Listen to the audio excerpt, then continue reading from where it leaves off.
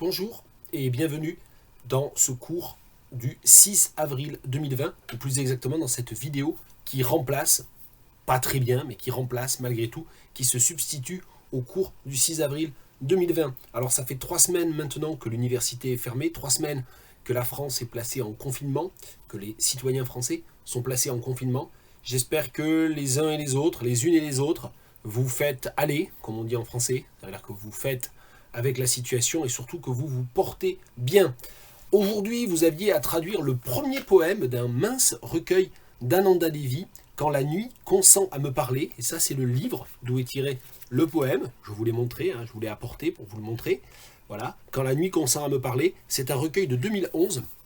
Ananda Devi a publié plusieurs recueils de poèmes. Elle a aussi publié de nombreux romans. C'est une écrivaine mauricienne d'expression française. C'est une très très grande, très importante écrivaine. Et si jamais vous n'avez pas eu l'occasion de lire des romans d'elle, eh bien on pourrait en parler. N'hésitez pas à me demander conseil. Je mettrai en lien en dessous de la vidéo, comme d'habitude, un certain nombre de liens, et notamment un lien vers une vidéo très brève que j'ai enregistrée il y a maintenant 2 mois, dans laquelle j'essaie de présenter rapidement l'œuvre d'Ananda Devi. Voilà, le poème n'était pas facile, mais je ne peux pas toujours trouver des textes dans lesquels il y a du A2, du B1, tout ça, c'est pas toujours facile. Donc là, voilà, un des objectifs, c'était aussi de vous faire traduire de la poésie, vous montrer que ça n'est pas plus difficile en fait que de traduire de la prose. Ce qui est un peu difficile, c'est parfois de comprendre les intentions, bien sûr, de l'autrice, de la poète, mais aussi parfois de comprendre comment telle structure syntaxique s'articule avec le reste du poème. Et là, il y a eu une ou deux difficultés, qui étaient des difficultés auxquelles je m'attendais, qui ont posé problème à presque tout le monde. J'ai corrigé à peu près 25 copies sur les 38 qui m'ont été rendues aujourd'hui, donc tout le monde n'a pas rendu le travail, mais bon, c'est pas très grave, je sais que la situation est difficile. Je lis le poème, et je réexpliquerai 2-3 petites choses par rapport à ce que l'on peut comprendre, ce que l'on ne peut pas comprendre, ou ce qui est difficile de comprendre, ce que l'on peut laisser tel quel, du coup, en anglais. À l'aube, tu descendras pieds nus, boire à la rivière, comme ces chats muets aux pattes cramoisies. Tu glisseras sur les pentes, endormi de plaisir, suivre la piste argentée des limaces écrasées. Tu iras au midi chercher l'évidence qu'un jour ici tu as vécu, qu'il y avait des enfants, des amis, un amour, une constance. De tout cela ne demeure que le ciel bas, les herbes grasses, l'eau violente, les ruches abandonnées. Tu tends l'oreille aux voix des absents, jusqu'à ce que la nuit, enfin, consente à te parler. Les 2 derniers vers de ce premier poème du recueil, je vous montre ça, jusqu'à ce que la nuit, enfin, consente à te parler, c'est évidemment une reprise ou une annonce, je ne sais pas très bien comment il faut le dire, avec une variation, du titre du recueil, Quand la nuit consent à me parler. Et c'était aussi une indication, c'était un lien avec le texte que je vous avais donné à traduire la dernière fois, et vous vous rappelez, ou allez revisionner la vidéo de lundi dernier si vous ne vous souvenez pas, mais il y avait eu toute cette question du jusque, et je vous avais appris, ou je vous avais rappelé, que jusque en français, jusqu'à ce que, se construit avec le subjonctif en français. Et effectivement, quand la nuit consent à me parler, c'est bien le verbe consentir, en anglais consent, agree with, par exemple, is willing to, aussi be willing to, fait partie des traductions qui m'ont été proposées, c'était bien. Le verbe consentir, donc, ici, il est à la 3e personne du singulier, la nuit, c'est le sujet, donc c'est un singulier, mais de l'indicatif, la nuit consent à me parler, parce que quand se construit avec l'indicatif. En revanche, jusqu'à ce que se construit avec le subjonctif. Et donc, jusqu'à ce que la nuit consente à me parler, c'était un subjonctif. Voilà, c'était ça qui a pu poser quelques difficultés. Alors ça, c'était une première difficulté. Bon, il y en avait d'autres, qu'on verra aussi avec la traduction. Je voulais quand même surtout revenir sur 2 choses qui ont posé problème. Déjà, certaines parmi vous ont peut-être eu du mal à comprendre que c'est un poème, qu'il s'y dit des choses un peu étranges. À l'aube, tu descendras pieds nus, boire à la rivière comme ces chats muets aux pattes cramoisies. Il faut rester au plus près possible du texte ici. C'est une description étrange au futur. On ne sait pas à qui s'adresse le poème. Il y a un tu, on ne sait pas qui c'est. Tu descendras, c'est du futur. Il fallait traduire par du futur. Boire à la rivière, et avec une image qui est une image insolite ou une image étrange, oui, en français aussi, comme ces chats muets aux pattes cramoisies. On ne sait pas ce que c'est, en français on ne sait pas plus. C'est pas parce que vous n'êtes pas francophone ou que le français n'est pas votre langue maternelle que vous n'avez pas compris ou que vous n'avez pas compris à quoi ça faisait allusion. Il y a une image poétique qui est un peu dérangeante, oui, étrange aussi. Tu glisseras sur les pentes endormies de plaisir. Attention, hein, endormies de plaisir, c'est bien les pentes. Et donc, effectivement, il y a là, ici, ce qu'on appelle parfois une hypallage en figure de style, c'est-à-dire que on attribue, ou le poème attribue ici à un objet, en l'occurrence ici un élément du paysage, quelque chose qui normalement est une caractéristique humaine. Être endormi de plaisir, et c'est déjà assez curieux aussi, normalement c'est effectivement un être animé, le tu du poème, ou éventuellement les chats, mais ça ne peut pas être ici bien sûr les pentes. Mais c'était les pentes, donc là encore il ne fallait pas changer le poème. Le poème décrit des pentes, c'est-à-dire ici slopes en anglais, une partie du paysage, en disant que cette partie du paysage est endormie de plaisir, c'est une personnification, il n'y a pas à changer cela. Voilà, donc il y avait des choses un peu curieuses, parfois parce que vous n'avez pas osé peut-être être aussi proche des images du poème qu'en français. Alors, je vais venir là sur des points un peu plus compliqués.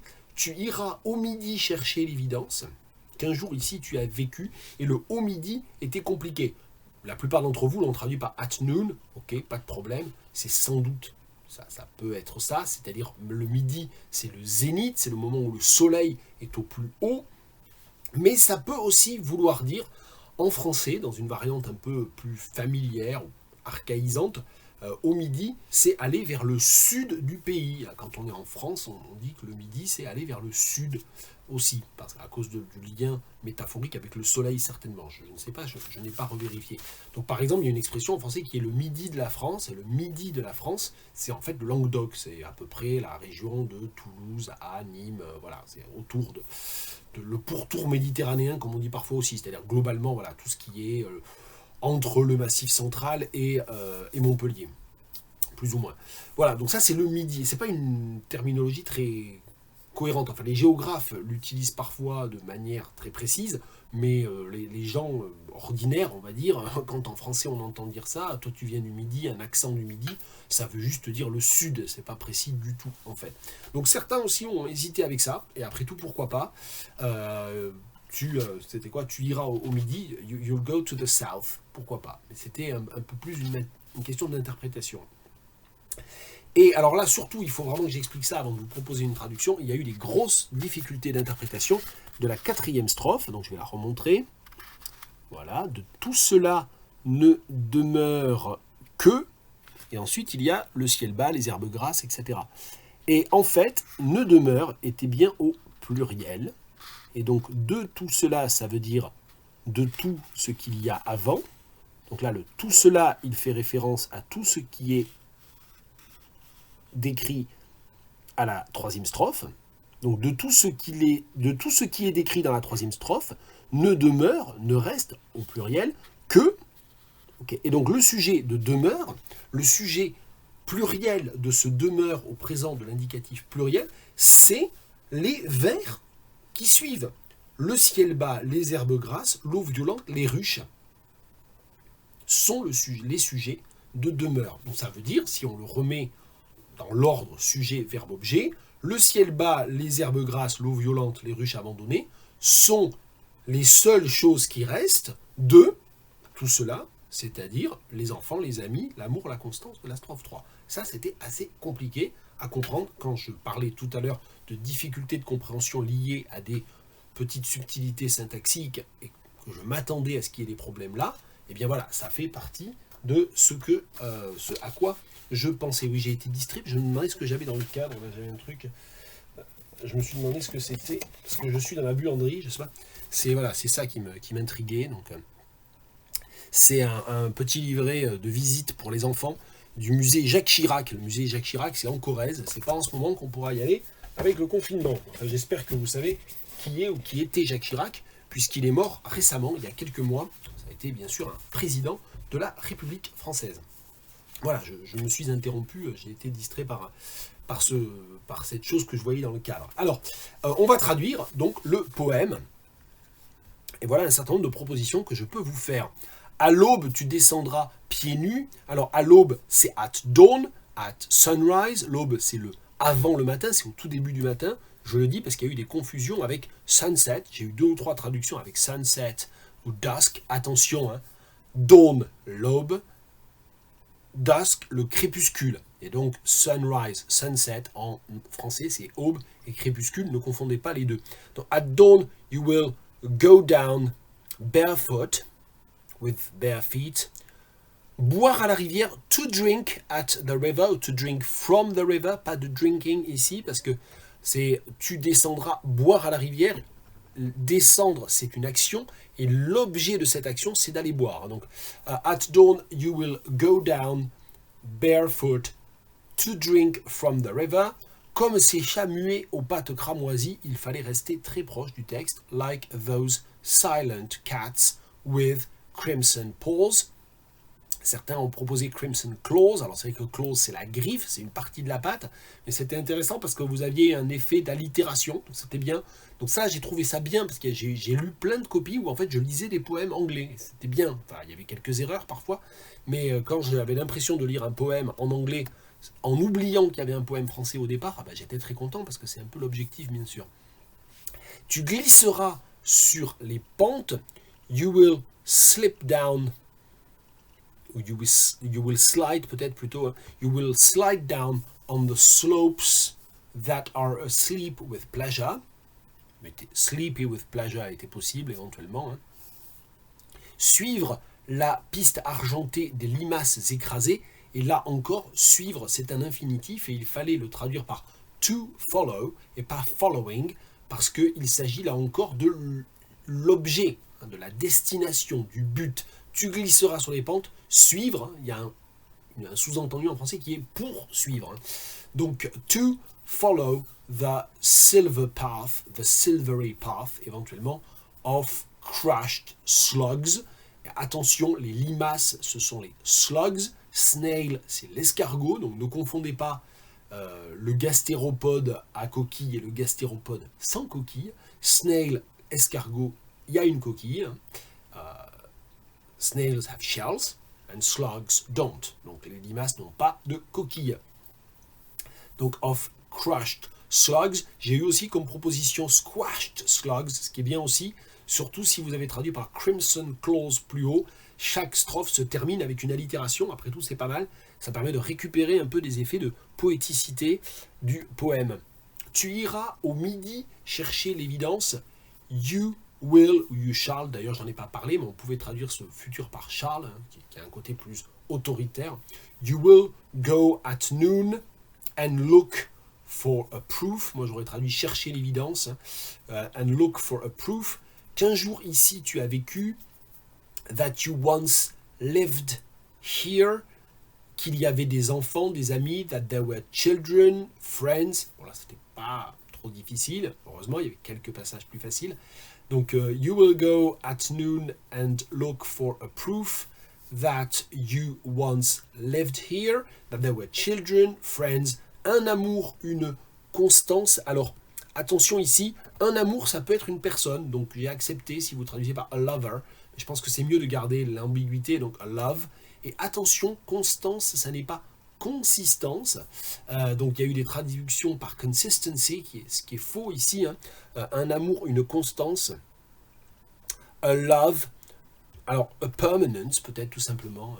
A love, a permanent, ou some love, something permanent aussi. Sinon a constancy, éventuellement, si vous voulez rester plus proche de cette constance. Mais attention, pas consistency. De tout cela ne demeure que le ciel bas, les herbes grasses, l'eau violente, les ruches abandonnées. Alors une solution pour traduire cette strophe qui est compliquée avec tous ces sujets qui sont après le verbe, et la langue anglaise n'aime pas trop ça, hein, avoir d'abord le verbe et ensuite plein de sujets, on peut trouver des moyens, mais je pense qu'il est plus simple pour moi de vous préconiser autre chose.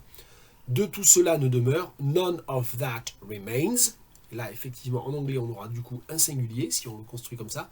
None of that remains, but the low sky, que le ciel bas, les herbes grasses, the thick grass, je pense que c'est pas mal de le traduire comme ça, parce qu'on ne peut pas dire d'herbes qu'elles sont fat en anglais, ça ne fonctionne pas. L'eau violente, alors très honnêtement, en français, ça ne se dit pas qu'une eau est violente, donc c'est une image étrange, c'est une expression qui n'existe pas telle qu'elle en français, donc on peut garder ce côté singulier, ce côté étrange en anglais. The violent water, les ruches abandonnées, the abandoned hives, beehives si vous voulez. Donc ici, abandoned était possible, bien sûr, deserted, the deserted hives, the abandoned beehives. Et enfin, dernière strophe, tu tends l'oreille aux voix des absents jusqu'à ce que la nuit enfin consente à te parler. Alors, tendre l'oreille, c'est prick up one's ears. Et en anglais, on dira ears au pluriel. Tu connais, you prick up your ear. C'est pas you prick your ear, parce qu'il y en a aussi qui ont dit you prick your, et qui ont traduit par you prick your ear. Non, c'est pas possible. C'est prick up. Donc, you prick up your ears, si vous voulez garder ça. Sinon, you listen carefully, si vous vouliez juste traduire cette idée de tendre l'oreille. Si vous avez traduit par you listen ou you are listening, ça n'est pas assez précis. Tendre l'oreille, c'est beaucoup plus fort qu'écouter. C'est vraiment guetter quelque chose. C'est vraiment chercher à entendre. Donc, you prick up your ears for the voices of those missing, for the voices of the absent ones, éventuellement for the absent voices. Mais je ne suis pas très convaincu par ça. L'idée ici, c'est qu'il y a des fantômes, en fait. On pourrait presque aller jusqu'à le surtraduire en disant you prick up your ears for any sound from the ghosts, par exemple. Donc, to the voices of the ghosts. Bon. Donc, on ne va pas aller jusque-là.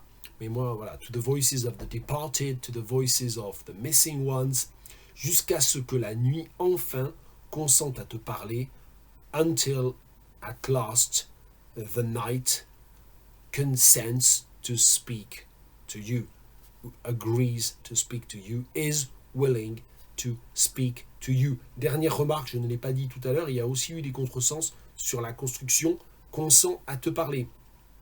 Jusqu'à ce que la nuit consente à te parler, c'est la nuit qui parle. Certains parmi vous ont traduit par allows you to speak, who consents that you speak. Non, ça en français, ça serait consente à ce que tu parles. Je vais le réexpliquer rapidement. Je consens à enregistrer une vidéo. I agree to speak on a video. Si je vous parlais de ce que j'accepte que vous fassiez, ça serait je consens à ce que vous m'envoyez vos devoirs. I agree for you to send me your homework.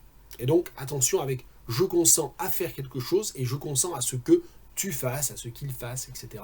Quelque chose. Donc là, il y a parfois eu des erreurs sur la construction, sur la traduction, en raison de la construction de consentir.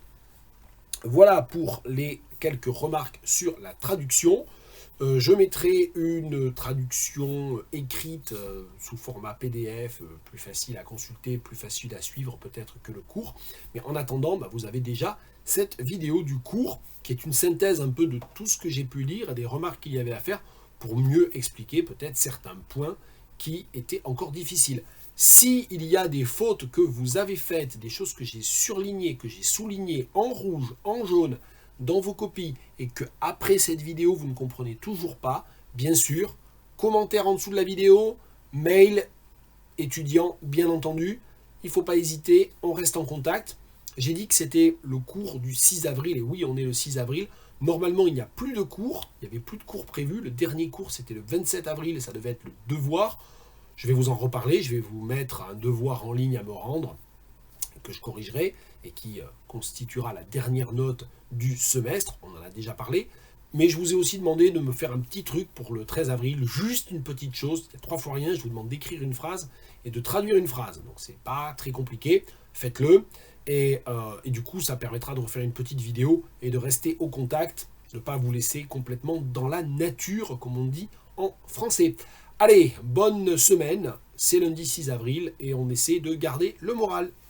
À la semaine prochaine.